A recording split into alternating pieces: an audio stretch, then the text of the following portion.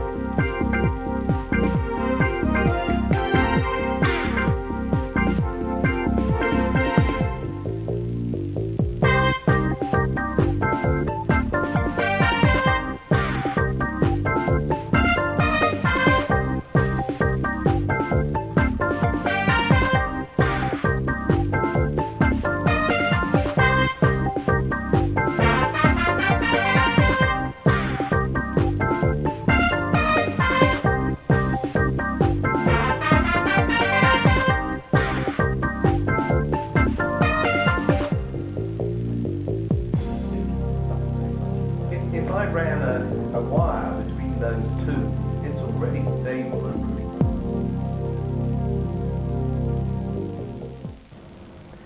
Most feature the use of low variety solutions to high variety situations and reinforce an earlier point that solutions can reinforce failure through reductionist thinking. No one solved the exercise in what, so a document called The Explanation is handed out, which introduces the concept of the black box that can be used to overcome the problem of not seeing the wood for the trees. The concepts of intrinsic control and homeostat are introduced with illustrations and examples. Stafford encourages the audience to examine the nature of viability systems, and discussions cover a company, hospital, the church, a small holding, a wave, and a parliament. The ability of a system to be self-sustaining and maintain its identity is teased out, and Stafford's concept of recursive systems is illustrated in terms of the individual, a university, and a church. Session 4 begins with a discussion of examples of requisite variety taken from the morning's newspaper articles. Examples include terrorism, the police, fighting inflation, newspapers with declining readership, conflict in Rwanda, a British rail strike. These ideas form the foundation for examining viable system modelling in the next session. You're looking for requisite variety now, you know what you're after. A bit more standard today than it did yesterday. Good for me, anyway. Anyone else? What did you find, Glenn? A few articles. The Israeli bombing in London was a big one. So we're talking about all the security measures they've done on the Kensington Gardens Road or whatever. Yeah. The road that's blocked up on both ends. They have security cameras, they have patrols, they have all sorts of things. and yet still they managed to blow the embassy. So Certainly lecturing in requisite variety, isn't it? I mean, how the hell do you actually contain it? Did you all talk about that one? No. I assume somebody would pick that up. You see, if you ask yourself now with your embryonic cybernetic knowledge, take the airport situation.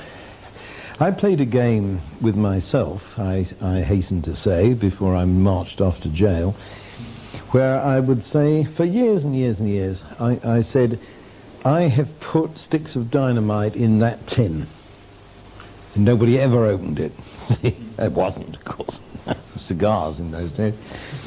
And, you know, it is a matter of requisite variety, isn't it? So if you really sat down and said, well, how could I more or less guarantee as a cybernetician that this cartload of people on an aeroplane would get there all right, you probably have to strip them all, do a body search, give them a cotton robe and put them in the plane, and take all their luggage and clothes and belongings in another plane, wouldn't you?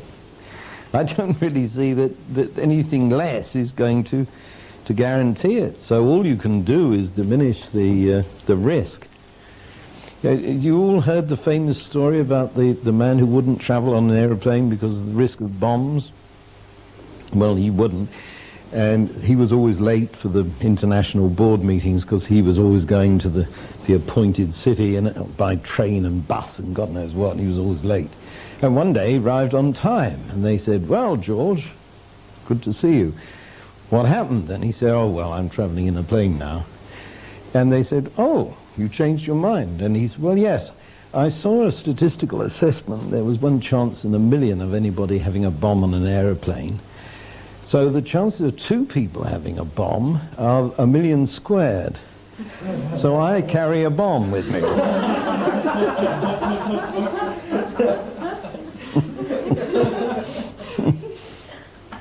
So I think that is a wonderful example, and I'm glad somebody picked it up because it really is a serious issue. And trying to get the requisite variety. Now, the whole business of policing is of the same kind, because the ideal. Just think for a minute about the ideal. Forget what makes sense. If you had a policeman for every citizen who was watching everything you did and said, cut that out, that's section 3 of... or looked at the other role of the police is look after you. There's duck, she's coming at you with an axe, you know. Then obviously you would be able to do it, but you can't. Now, when I last studied this for the Home Office, I found that there were 500 times as many people as there are policemen. So what are you going to do about that? The fact that you've got that disparity. Now, there are answers to this. What do you think? What do you do? Eliminate the ones that you know aren't going to cause. Well, that's a good start, but that's a very fascist kind of answer, yeah.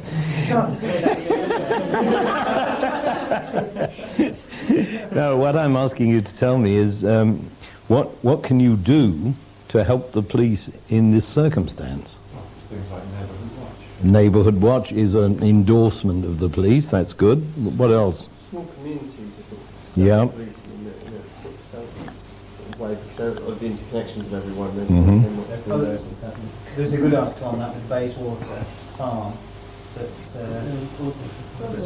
Bayswater Broadwater, where they've set up their own self-help groups. Crime's gone down.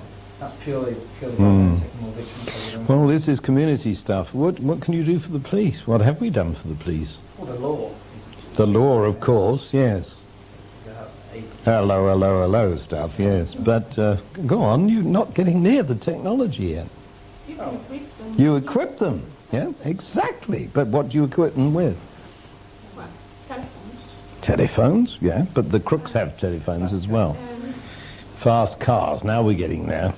There was a new radio on Tomorrow's World or something where it's set up on a frequency that people can't listen in on. And encoded or something. I wasn't sure exactly of the technology, but now they were trying that. I think it's in Yorkshire somewhere, where the police have their communication is all encoded so that people can't listen in to know, like, if they're robbing and the police are going to turn up or something, so they scan for it, they won't know. Well, there's our American voice. Now, what's the big difference in this equipment in America between guns? Exactly, you see. Well, indeed, but I think that the debate about arming the police achieves a lot more clarity and sanity if you realize that what you're doing is amplifying the variety of this 1 in 500 ratio of the policeman. I mean, this is a much more profound way of looking at it than to say, I don't like people walking around with guns, or I do like people walking around. That's all froth on the surface. The real thing is, how are you matching your police ability to police with the disparity of the numbers? That's pure requisite variety. And the worry with the arming side is that if you arm the police, then crooks are more and more going to arm themselves. So you may have amplified your ability, but then reduced your or increased your variety. Exactly, Glenn. You see, I mean, these arguments are quite familiar. What I'm suggesting to you that's different about this conversation now is that you base it in this understanding of Ashby's law, the law of requisite variety. Well, let's leave terrorism. What else have we picked up today? The independence it lost 19% of its market share from the same time last year, and they are bringing a new editor. Is that a low variety solution to a high variety problem? I would have thought so. Yeah, good point. Well, it depends how good he is. You see, if he can project himself big enough, but it sounds to me like a low variety. I mean, I like that phrase, low variety solution to a high variety problem, yeah. No, the buzz is the independent's going to crash, isn't it? What else have you spotted? By trying to control inflation with interest rates. Yeah. The whole reason why they're trying to control inflation, growth and what have you, it seems like a Paddy's phraseology. It definitely gives a variety solution to a very complex. It certainly is. I've had many arguments with economists about the nature of inflation because, see, it seems to me that from a non-cybernetic point of view, they regard inflation as a fire-breathing dragon who's stalking up and down the streets and has to be shot or dealt with in some way. Whereas I see inflation from a systems point of view as essentially a measure of the extent to which the poor are getting better off than the rich. You think about that. Because you see, the rich are losing value because of inflation. And somebody with no money couldn't care less about inflation, obviously. Have you got nothing? Who cares? So that's a very different insight. I was nearly hung from a lamppost in Oxford about 30 years ago for saying this. And Oxford being a really strong, a real stronghold of economists. It's the poor one that hits the... Oh, I don't think so. If you've got 10 quid and something now costs 9 quid and it costs 8 quid, you've got a quid less in your pocket. Well, this is true, but if you've got nothing...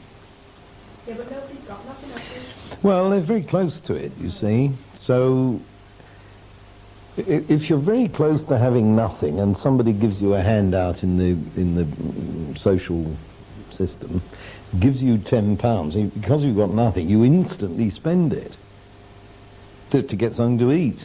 So the inflationary effect is going to be minimal on you. But if I've got £1 million in the bank and it's just going down like this... That's as long as your social payments go up with inflation. Well, they do roughly, don't they? They're supposed to. If you take the perimeter of the system a bit further out, the knock-on effects, I'm not able to if that was an effect or not. Just be careful, that's all, Dave. But the knock-on effects of high inflation are detrimental to the growth of business, which means you're going to not generate wealth as easily. Well, they're alleged to be, you see, but... I mean, I believe that you would have a lot of fun really thinking about this in cybernetic terms, which I've always done, because I've watched the progress. I've worked a great deal, I think you may know, in the third world. especially South America and India. And I have watched the effect of the policies of the World Bank and the International Monetary Fund, which are based on these beliefs. And I believe that they're beliefs. They're not substantiated. Anyway, that's a huge subject, and we'd better get back to how we're supposed to be wrapping up the newspapers here. Any more? Rwanda. People are dying from quite a variety. Yeah. They die of murder. They die of hunger. Or thirst or cold. There's a number of different reasons why people's lives are going. That's right. And you can't address them all, can you? You know. Well, no, the man in the street, the organ can only address them in one way. That's right. Yeah, right. One of the awful things about those situations, from my observation, is that, is never mentioned, is that people settle personal scores. Oh, too bad, he's dead, you know. It's a rather wicked thought. It's just like unpopular officers get killed in war. What a bad, too bad, you know, what a pity. Let's hope nobody finds the bullets in the back. I was wondering if anybody would mention the rail strike itself, you see. I mean, we're right in the middle of it. It's the same thing. Except with the rail strike, that's the interesting thing, that if the strike goes on, there's just a possibility that will mean inevitably delay in privatisation, which might actually save the railways in the future.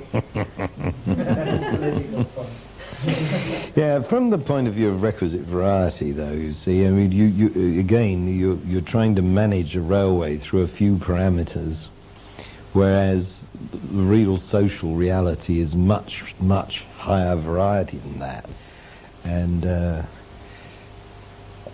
what I'm trying to get across to you is that people manage variety by making models which are low variety so that they can handle the thing. This is nowhere more evident than the problem about parents and children, you know. You make this model of your offspring, and the offspring is never like that to start with, but then proceeds to grow up and changes everything. Well, we better get on. It's we're beginning to get to the stage where you have to do some work here, you see. I mean, it's no use me just lecturing you. Hi, Kate. Are you blown up, Kate? Oh, is that all? Yeah, that's good. So, the next thing is, has anybody burned this bottle of wine that was on offer? No. You lazy crew. No. I'm going to give you the next installment of this thing, which is called the explanation. Now, I want to introduce two new things in this session. One is the notion of a black box. Now, you've heard of a black box, but I'm not talking about the one on aeroplanes. You know, it's a much more general idea. What do you think is meant by a black box in cybernetics? It's got an input and an output. Don't really bother what you're That's it. Yeah, you buy that? Yeah. That's exactly it. Now, you see, there's one way of understanding terrible messes in terms of variety, that you look at the mess and you say, my God, what can I do with this? But if you say, well, never mind what's going on inside the black box, these are the inputs, these are the outputs, then you can begin to see how it's related. And that's exactly what this puzzle does. I mean, it's put in such a way, Kate read it out for us mellifluously last night, it's put in such a way as to make you feel, oh my God, what the hell is all this about? Well, actually, it's very simple if you think, if you accept that this activity is a black box. Now, you're told to do that because it says there's an investigation going on with the personnel department. You're not allowed to monkey with the inside of the black box. So what are the inputs? Two types of jobs. Right. And what are the outputs? Conflict and discipline. Right. So this is about the simplest problem you can have, and this is the reason I've given you this thing. it's far from being very difficult, which is what I try to con you into believing. It's utterly simple, because you have this black box and you have 2 inputs and 2 outputs, each of which has only 2 states. It couldn't be much easier. But of course, I'm trying to tell you that in real life we don't see the wood for the trees, you know. And one of the system's tricks is to do that. Now, I will hand out to you, having saved my bottle of wine, I will hand out to you this thing called the explanation, where I look at the number of alternatives. How many do you think it is? How many possible arrangements are there of you see it, 2 in, 2 out, each with 2 states? Tain't so, folks. You've got to get used to this problem of variety generation. It's much more difficult than it looks. You see, what a black box does is raise the variety of the output to the power of the input.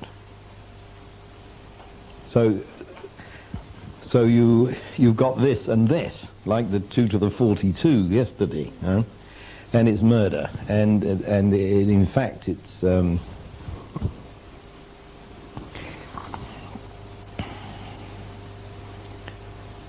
Well, I go through it here, and I won't bore you with it in this session, but the answer is 4 to the 4. What's 4 to the 4, anybody? It's 256. So, you see, in order to solve this problem, you have got a setup, a black box, and you've got 256 possible states. Now, I have tried also, I mean, rather wickedly, I suppose, to generate some anguish and anxiety in you about what the devil you do about measuring variety, right? Did I succeed? Good. Now, we're beginning to grapple with it here, you see. Actually, among all this mess, you have to find 1 out of 256 states, and then you can deal with it. So, please take that away at the end of this session, or today, and try and solve it now, because you've got all the clues that you're going to get, Glenn. That the wine is out. Maybe half a beer.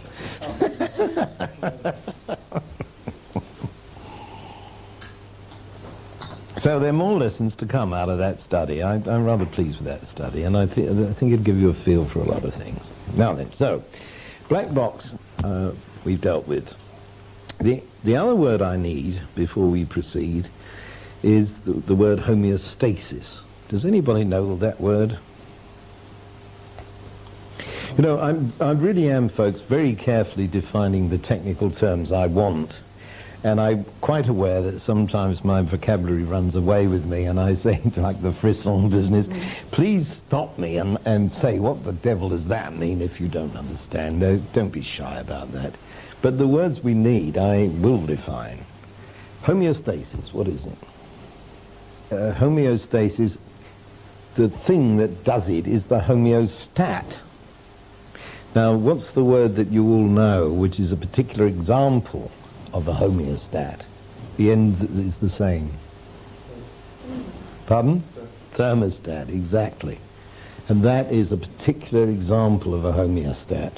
And it's thermostat, therm being the Greek for heat. So there you are. We're going to try and control the temperature.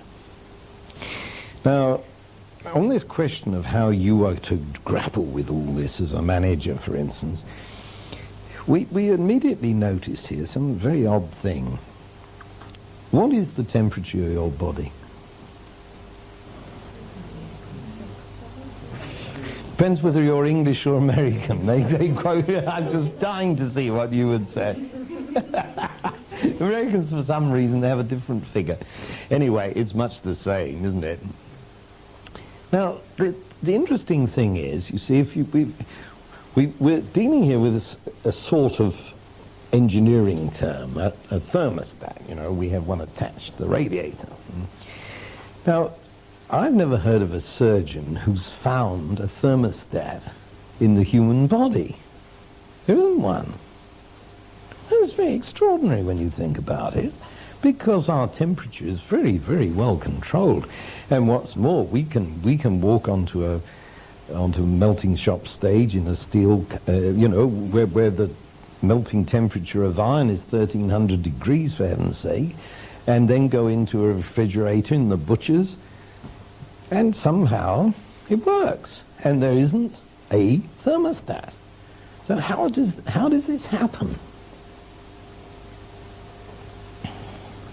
Anybody want to comment on that? You get feedback and your body summarizes. Do you remember, Jane, yesterday I used the word intrinsic control? Yeah. When I was talking about the prison governor and the steam governor and the sleeve going up and down.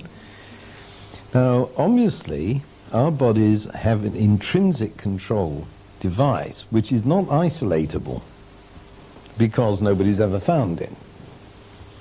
So the definition of a homeostat that I want you to remember, I really do want you to remember this, is that it is a mechanism that holds a critical variable.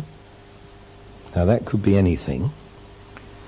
In the case of the thermostat, it's heat. So it holds a critical variable within physiological limits. And that is the key to the definition. Because it's your body that determines this. By all God knows how complicated piece of machinery. But the problem is, you see, if you get too hot, you're going to die. And if you get too cold, you're going to die. And the criterion is obviously something that's settled by your body. So our normal ways of looking at this are no good to us at all, because we're not going to find it. But we do note that you can go all from these extremes of hot and cold and so on, and if you're healthy, you're not ill, you are going to retain this nice even temperature. It's amazing, really. Now, as I said, it's not just temperature.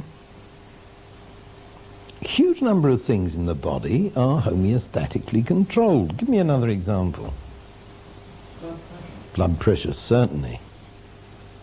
The pupils of the eyes, like that. I'm sorry? The pupils of the eyes, the way they get smaller and smaller. Yes, but that's more, that we do understand, don't we? Because there's a direct feedback circuit which depends on the intensity of light, which causes that to happen. So I would prefer not to use this powerful notion of homeostasis to describe that. I would prefer to call that a stimulus-response mechanism. Hunger and thirst? Sorry? Hunger and thirst, indeed, yes. One very, very obvious one that nobody's come up with. Breathing. Breathing was the one I was after. Who said that? Yes, Jane. Yes, I mean, we managed to go on breathing at an enormous rate, and it all happens, and we sitting here talking, and somehow it works. So things like, now that's an oxygen balance we're after here, obviously, isn't it? That's why you're breathing. So we are homeostatically controlling the oxygen balance, and the thing about Lee's example that's very, very pinpointable, I would say, when he said thirst, is the balance of water, the balance of fluids in the body. You know, get dehydrated, kaput. So we have this extraordinary mechanism, the homeostat, and the huge contribution that Ashby made to cybernetics was to understand homeostasis. And his book, Design for a Brain, is really all about how homeostats work. And he develops mathematical ways of looking at that and so on and so forth, and he built a machine called a homeostat to investigate this. Now, I may have mentioned earlier that all of us in the early days kept building machines. I told you about Great Walter's tortoise. We all built machines to try and understand things, you know, ludicrous machines. And Ashby's homeostat was a set of magnets and pointers, which all triggered each other off, you see. It's amazing how much variety you can generate like that. One of the early cyberneticians went into a corner store, as they're called in the States, and found a sack full of magnetic compasses for kids. They're little round things with a needle there that point north, very roughly, of course, because these things are about 10 cents each. He bought the whole sack, much to the surprise of the shopkeeper, I imagine, and he made an array of 100 by 100, or whatever it was. I don't think it was quite as big as that. That would be 10,000, wouldn't it? Yeah, too big. 10 by 10 would be 100, but it was bigger than that. And there they all sitting, all roughly pointing in the same direction, you see, and he waved a magnet across it and watched the results. And it took hours and hours to settle down again, depending on how the magnet was waved. Now, this is more like a model of the economy than this crap, excuse the word, about controlling the interest rates, you know. You get sort of waves floating around the system which produce oscillations, we would say. So I really wanted you to get the hang of homeostasis, because that is, as it were, nature's way of dealing with this high variety situation. The reason we can't deal with terrorism, because that isn't built into nature. We're not supposed to have terrorists, but now we've got them. Too bad. Now, have you ever thought about preys and predators? Speaking of nature. Because there you've got a fairly elaborate homeostatic system that's fairly easy to understand in its effects, though not, of course, in a great deal of detail, but it makes a very nice example of what we're discussing. You've got a population of foxes and a population of rabbits. What happens? The foxes eat the rabbits, yeah. Then what happens? Sorry? Right. That's right, Lindsay. You eat all... right. You got it, you see? It's a perfect homeostat. Because you can't afford to wipe out either population, either the rabbits because they're being eaten, or the foxes because they're being starved, and somehow or another this levels out. Now, nature is full of this stuff. And we go around teaching biology, and most of it's incredibly boring, and we're surrounded by this fascinating stuff that nobody has the key into discussing, because they're not cyberneticians, I feel.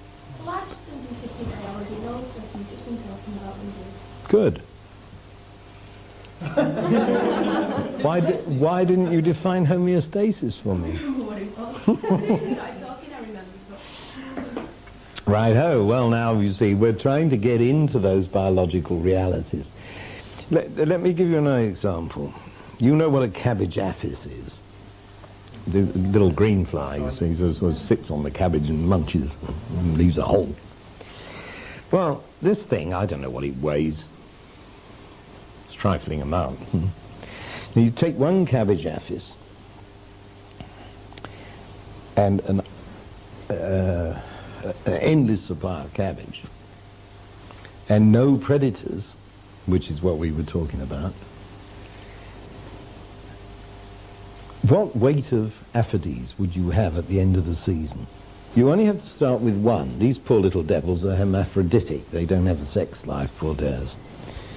So you've got one and lots of cabbage and no interference. What's the weight that you would end up with at the end of the season? Have a guess. It's 822 million tons. Yeah. Now that's dramatic.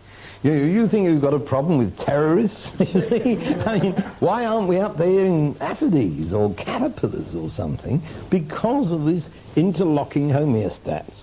Now the fox-rabbit one is very simple for purposes of illustration, and what you've actually got, of course, is a whole set of interacting networks that defies analysis.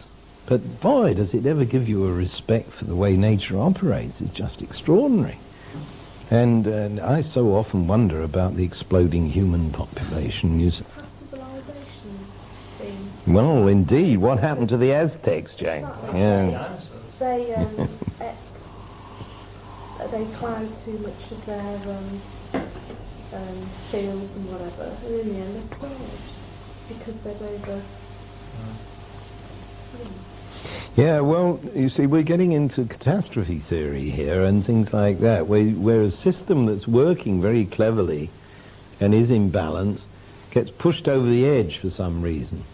Now, if you were hit by a comet, which is what I think happened to the dinosaurs, that really doesn't count as a systemic effect, unless you're thinking really cosmically.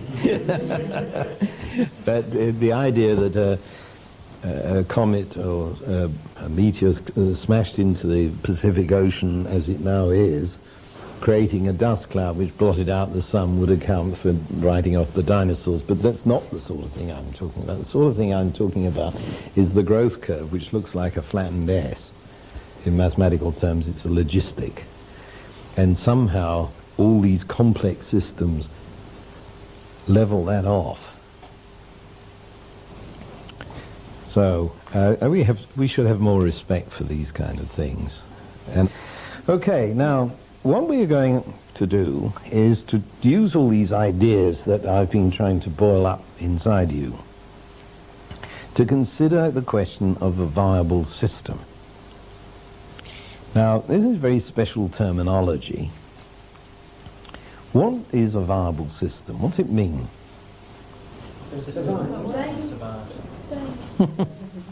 Sustains. Yeah, good. Anything more exact than that? Controls itself. Right, well, yes. Where's the word come from? I mean, it's Latin, and Latin means viable. Yeah.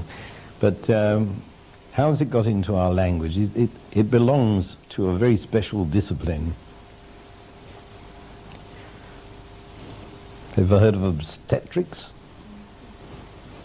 When is a fetus viable? When it can sustain itself. Right, exactly that, which is well before birth, of course. Hence the possibility of cesareans and so on. So the notion is precisely that you've got a system which is self-sustaining independently of its origin. In the case of the fetus, obviously, of its mother, but otherwise independently. Now, this is a very difficult concept to get hold of, and I want to level with you about this, because if you overreact and say it must be totally independent, you see, you're going to define something which doesn't exist, because nothing's totally independent. I've always been very affected by the principle of the German philosopher Hegel. Have you ever come across Hegel? Oh, you would have done, yes. Marx pinched all his ideas from Hegel, you see, in the first place. The whole notion of dialectical materialism in Marx comes from the Hegelian dialectic, which says we have here a thesis, we have an antithesis, and we have a higher synthesis. Now, that is a very good cybernetic concept. And what I was going to say, that Hegel was the first glimmer of a systems thinker, really, in modern philosophy. I'm talking about the last couple of 100 years. He had a thing which he called the axiom of internal relations, which I'd ask you just to contemplate for a minute, which says that the relations by which terms are related are an integral part of the terms they relate. Yes, I will. The relations by which terms are related are an integral part of the terms they relate. And what this means is that a mouse is smaller than an elephant, or it wouldn't be a mouse. You know, the whole nomenclature breaks down if these things are not maintained. And of course, once you get that clear, you observe that everything we discuss is related to everything else. You also observe that the names of things are very important because we are using language all the time. So we like to think we're accounting for things that are going on in nature, but what we're really accounting for is a linguistic model of that, which is kind of hair-raisingly frightening, actually, if you think about it too long in the middle of the night.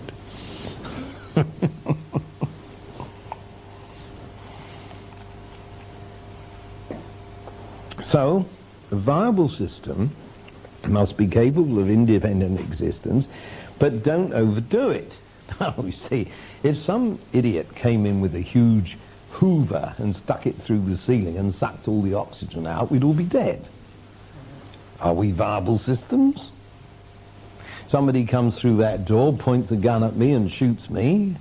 I'm supposed to be a viable system. Why didn't I survive it? See, now, there are obviously, like when we said that defining the boundaries of a system is immensely difficult, defining the boundaries of viability is immensely difficult. You have to decide what is to be allowed to count, in other words.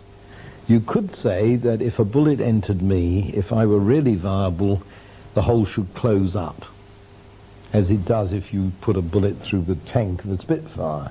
You know, it's lined with expanding rubber stuff, and the hole shuts because the gasoline expands the stuff inside and it shuts the hole. A very clever trick. You could say, well, if we were really viable, we would do that. And I dare say, in the course of the next couple of 1,000 million years or whatever, we would develop that characteristic if all of us were continually getting shot, if we could do it in time. And that's called evolution for you, if you like. So, approach this thing with gentleness, please. A viable system. Now, give me an example of a viable system. Apart from yourself, we've established that.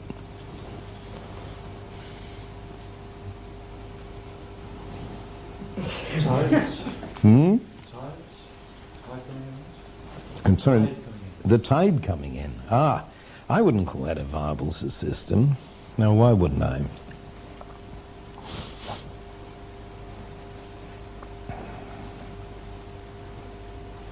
It's a very interesting question, Lee. I'm not sure.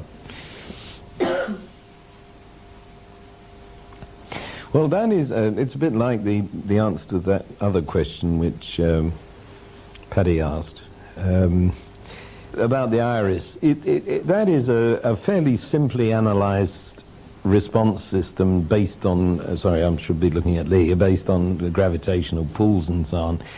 And I'm not really looking at that as a viable system. I'm looking at something which is uniquely identifiable and sustains itself. Small holding. Small holding, yes. Yes, okay. Pardon? Computer. Now, there's an interesting one. How does it sustain itself if you don't plug it in? Well, that's what I'm saying. You're saying right. If you have certain conditions. That's it. Like we've got Yeah. need air, Right. need water. That's fair enough. To sustain ourselves and to be viable.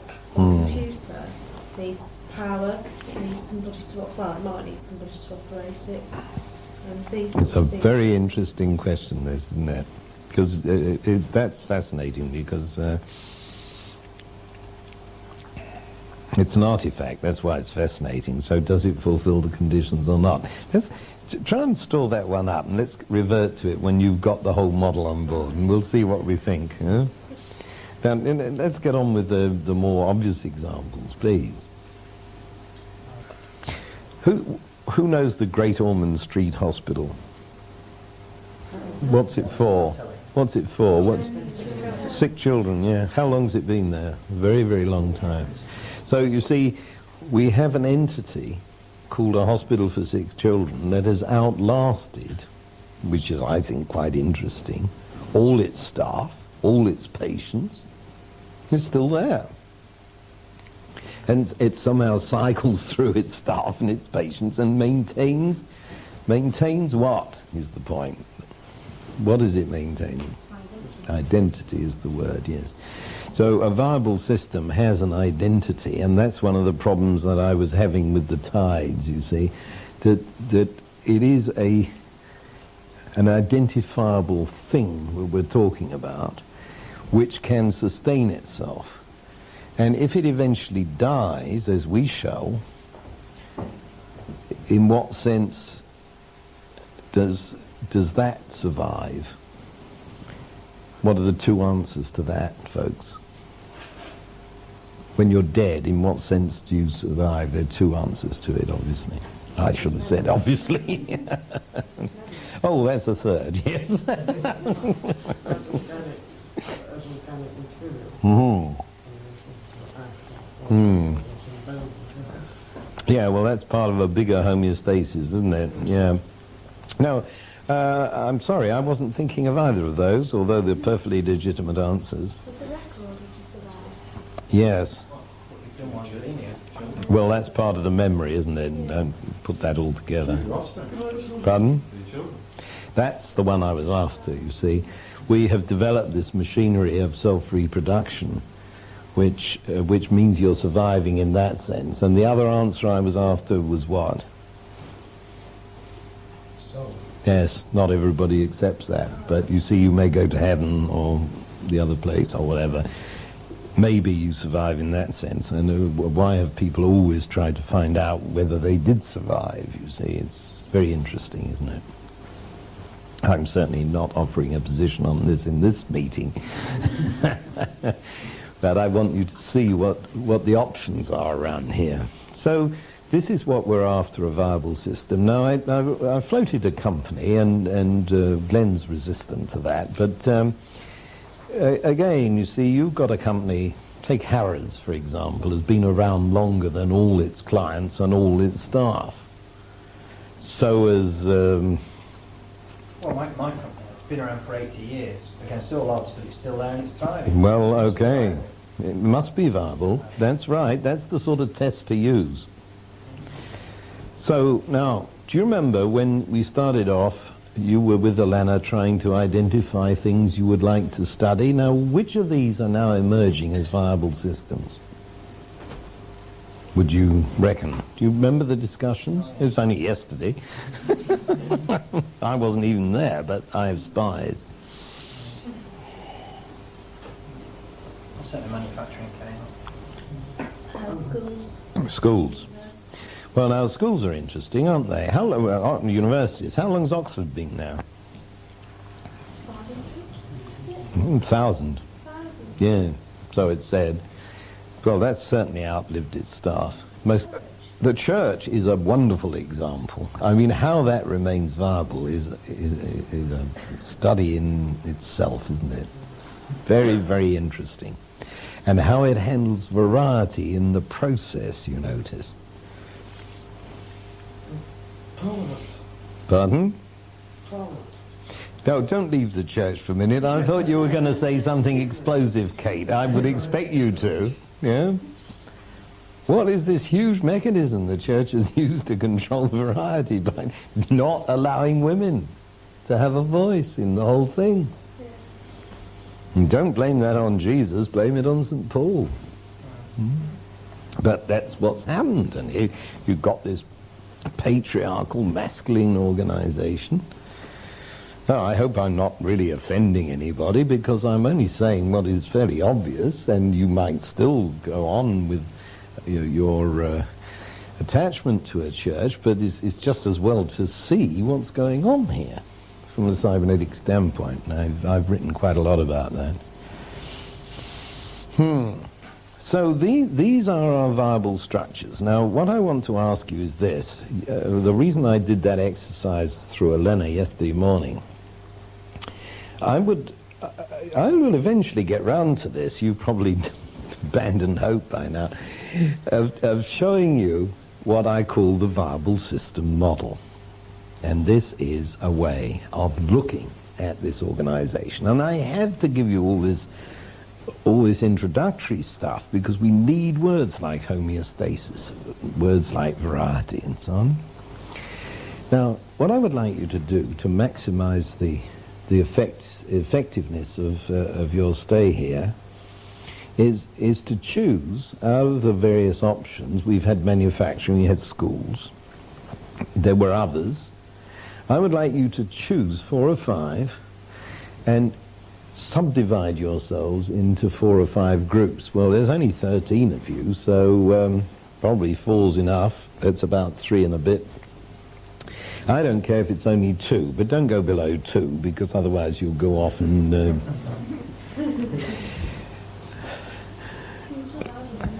Pardon?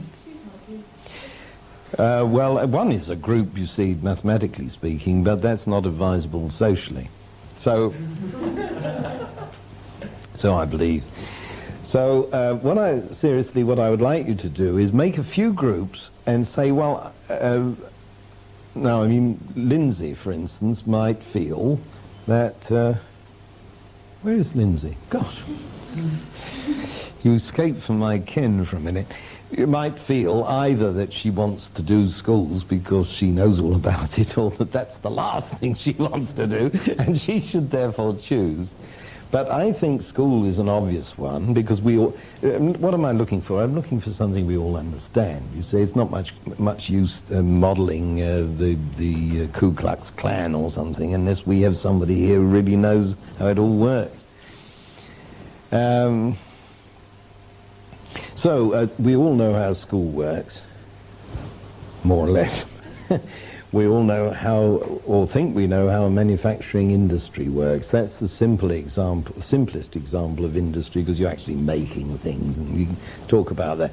Well, let's pick on those 2, and then pick another couple, and would you discuss this among yourselves in the break time, and try and come up with a coherent structure to this group that's going to look at this. Then I can talk, and I can bring in all those points as we talk when we know what it's about. Because I would like you to go away with an actual model, a viable system model of something, and something you have chosen to study. Otherwise, it's all a bit vacuous. So you want us to look at the structure of those organisations, how they're... Absolutely, but I'm going to lead you in how to do that. I mean, that's what the viable system model is. But if we know in advance that you're going to be interested, I suspect, in manufacturing, and you, I suspect, are going to be interested in schools, maybe not. Could you please, in the break, come up with a grouping so that we can begin to structure ourselves a bit? Do you want each group to choose one organisation? Well, 2 if you feel bad about it. You know, I mean, I'm totally open here. I just want to know, to help the explanation of the model, a few foci which would enable us to pinpoint some points. Assuming I know anything about it, but I... So, okay, we want 4 organisations, and then 4 or 5 and 2 or 3 or 4 in the group and so on. Try and break the thing up, and let's make them all different, you know. I saw that Amnesty International was one of the things, and that, I mean, I don't think anybody would be here if they weren't interested in the human predicament, so maybe that's one, which is a bit different from... So I want different ones. Well, you see, one of the things my job is to convince you is that the cybernetic approach to a viable system works for wherever you apply it. It certainly applies to the body, because that's where it started. It started with a mathematical model of the human nervous system that I made many, many years ago. And see, the point is, are there, to use a word, laws in nature which condition and guarantee and so on viability? That was the thing I started out with. And with great respect to the biology, you see, I never found an answer in biology. And that's where you'd expect to find it, but you don't. You might expect to find it in medicine, and you certainly don't, because medicine is absolutely reductionist. And I don't know if you folks have ever found yourself in the position of being treated by 4 different specialisms, and they don't interact. I have just received, I'm what is euphemistically known as a senior in Canada, which means an old age pensioner in English.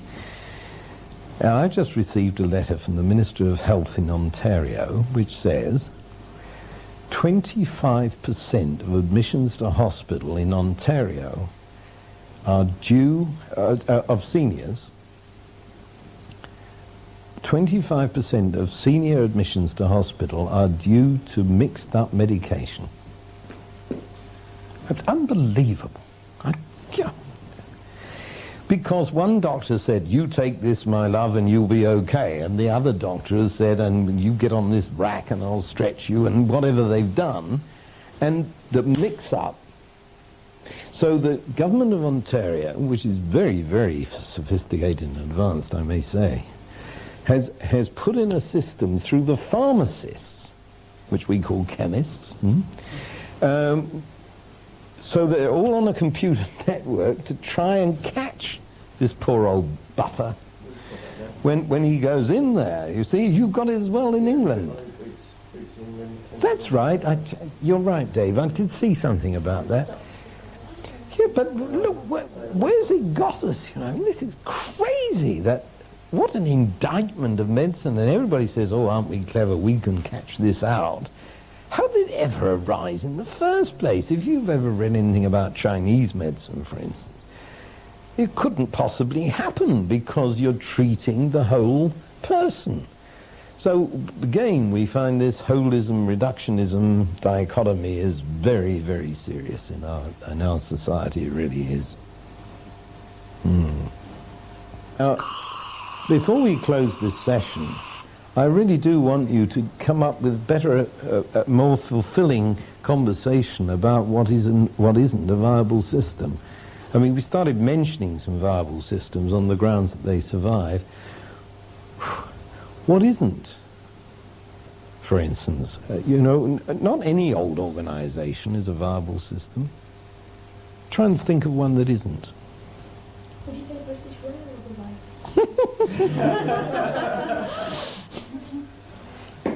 That is Claire, isn't it? I really have to get this right or I'll never survive my own self-esteem. Claire, of course it's a viable system. They are trying to stop it being a viable system by the minute, as far as I can see. But it has been there for years, and let's hope it stays there. But you keep chopping lines off, and you make it unviable at some point, don't you? It's a viable system as long as it has money pumped in to support it. The money doesn't come from the fares. So in one respect, it isn't a viable system. If they privatise it, it's going to struggle to be a viable system because they're not going to have that money pumped in. I don't think they'll have a hope. Now, where's this money coming from, you see? Well, take it easy here. I mean,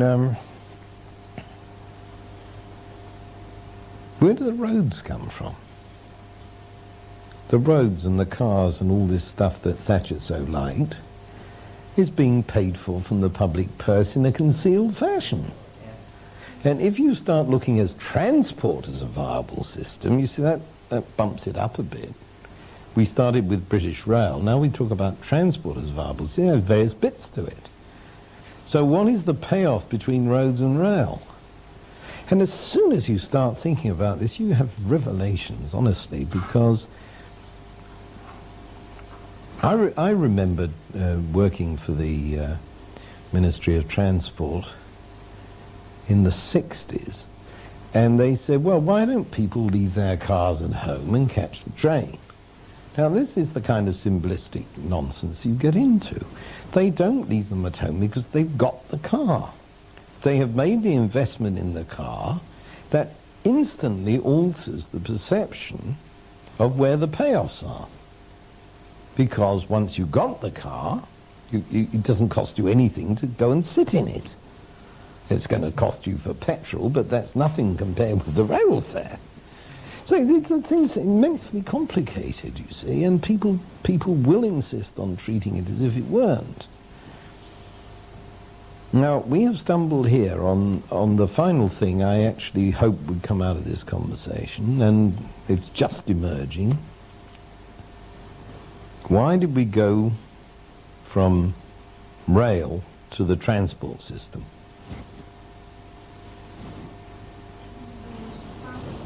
Mm-hmm. Is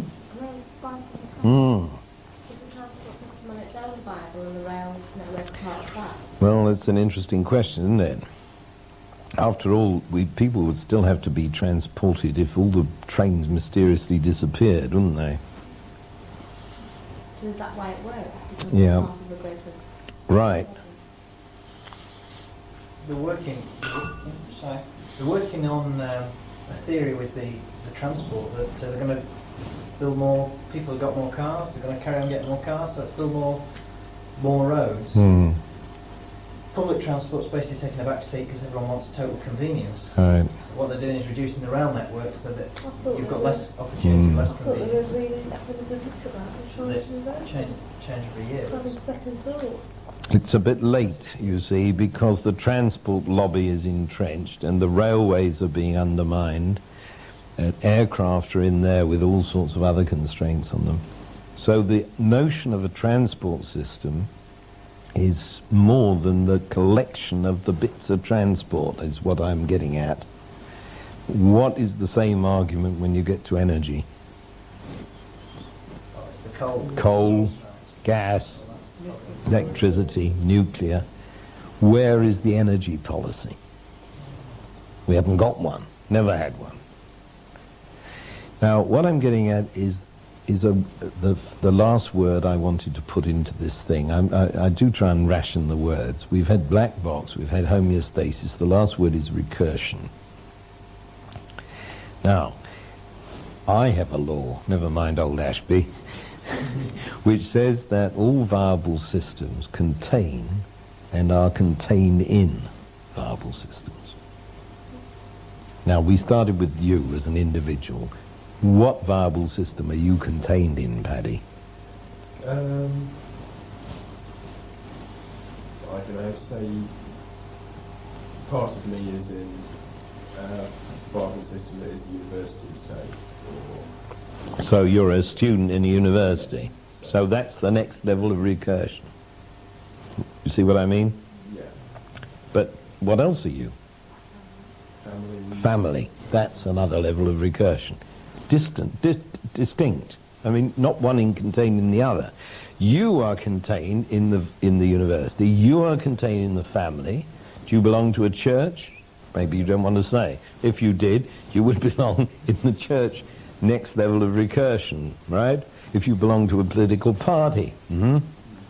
So you suddenly get this extraordinary image of the viable system called you at the center of something like a sphere, where your organs are part of you and you're part of the family. And something else is part of you and you're part of the church, and so on. And hundreds of them, you see. That's why I call it a sphere. I think it's a nice model. It's amazing, really, when you start thinking about it.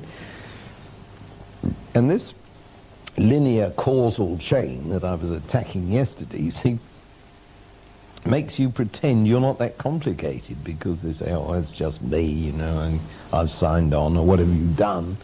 It's very boring, but this rich thing, like this sphere with no boundaries out here, sort of shimmering away, that is you, there's a purely simple scientific thing I said, and we're almost into mysticism, because there's no limit to this. You're the center of the universe, and everything else is bits and pieces of the viable systems of which you partake. Isn't that exciting?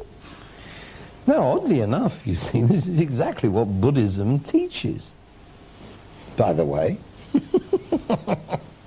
And that's not a church, so I can say that. Not really. It's a philosophy rather than a church. Well, we ought to wrap up now, so don't forget, black boxes, homeostasis, recursion is the clue. Now, when we resume, we will actually assault the viable system head on. Okay? Have a nice break. Yes, good question.